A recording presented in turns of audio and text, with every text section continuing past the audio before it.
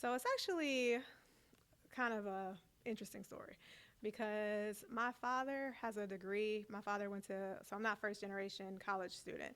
So my father has a degree from Kent State University, but he graduated like in 1975 or something like that.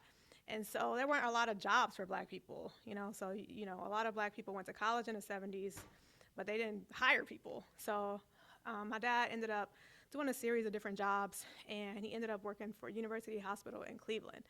And he actually was on the cleaning team, so he was a supervisor of environmental services. And my parents also owned a business. So my father has a marketing degree. So he worked cleaning the hospital, managing the team, making sure that it was, spick and span.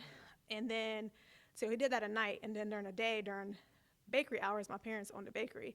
So he actually used his marketing degree and marketed to all of the black-owned businesses in Cleveland.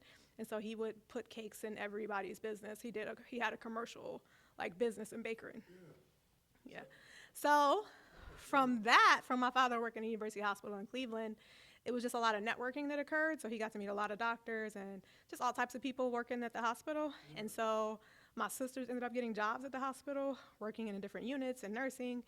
And then, so I just kind of grew up in the hospital. So I grew up in the bakery my parents owned, but also the hospital where my father just kind of hustled to invest in the business. And so from there, I started volunteering in the hospital. And so a lot of people in my family are in healthcare, but everybody was just like, you're going to be the doctor. And just really built me up in that way. So it was just from a young age, I had an interest in medicine, and everybody in my family saying, you're going to be the doctor. That's beautiful. This is a segue question. It's more so for me. What was your dad's business called, and is it still in existence today? So so my parents, it was actually my parents, Yeah. yeah. So it was my mother's bakery. My mom's okay. So I guess I don't know if I need to say this, but This part may not make it in. This is more no, so that's for me. fine. No, that's fine. So just a tidbit. I've had a really interesting life, and my parents are very interesting people. And so my parents converted to Islam probably in the 70s as well. And so my mom, her name is Lois, but then her Muslim name is Layla. So the bakery is called Layla's Bakery. It was called Layla's Bakery, and then it's still somewhat in existence. My parents actually ended up getting divorced.